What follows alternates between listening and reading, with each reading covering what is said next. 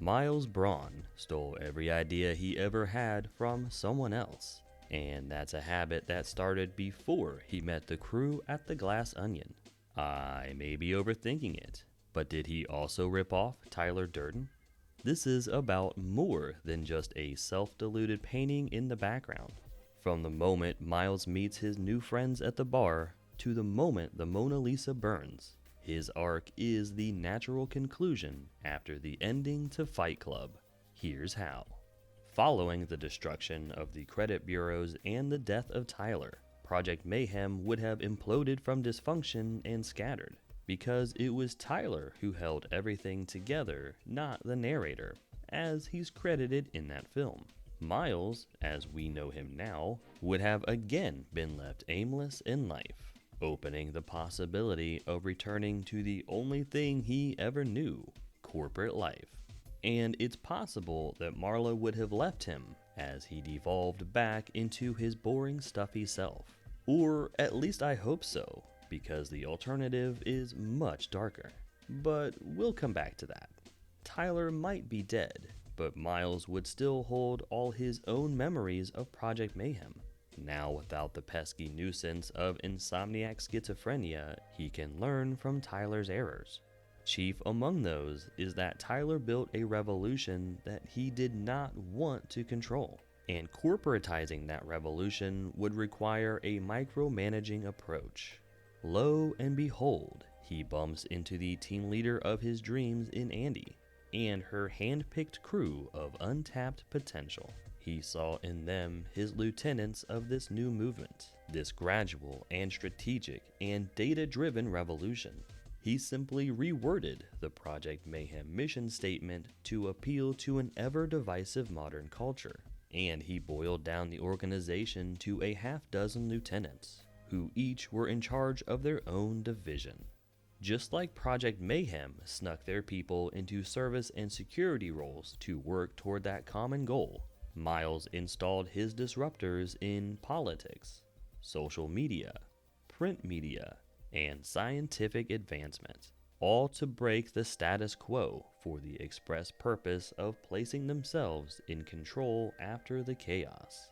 The narrator began his journey with an obsession for materialistic consumerism, and the gradual success of the disruptors afforded Miles more disposable cash that would eventually climax into his Mount Everest peak of materialistic wealth. There is a visceral satisfaction to ordering furniture from a magazine once per paycheck, then installing magazine leadership on a whim.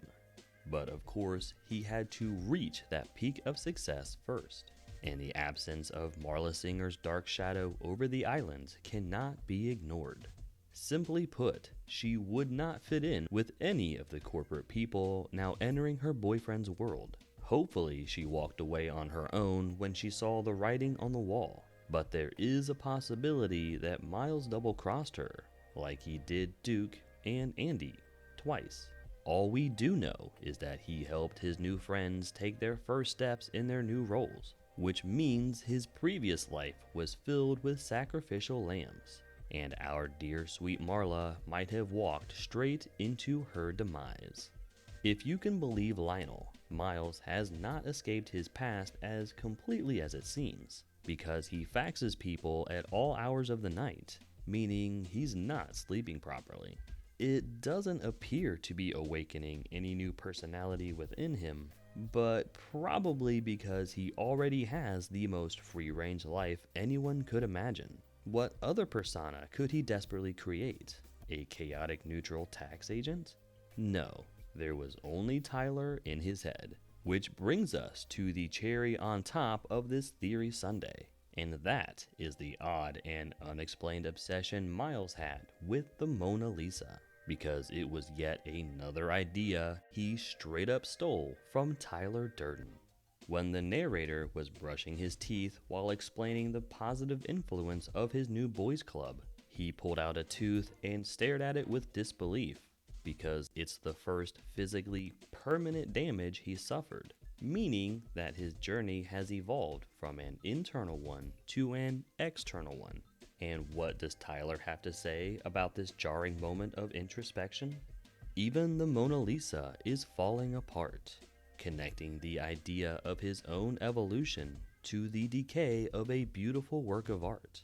And that connection has remained on his mind all the way to the unveiling of his greatest disruptor achievement to date. The importance of the Mona Lisa to Miles predated Project Mayhem, and his press conference was meant to entwine himself with it long after the Disruptors were gone. But he was denied his egomaniacal bookend by watching the personification of his journey erupt in flames. And Tyler Durden was around to watch it all come crashing down a second time.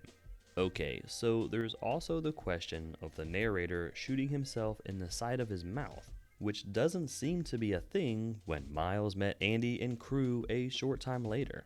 But the flashback scene was from Andy's perspective, being paraphrased by Helen, meaning that if Andy didn't write about the cheek scar, then Helen couldn't have mentioned it.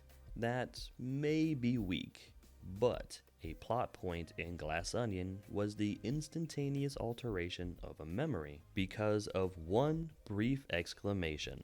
So fight me.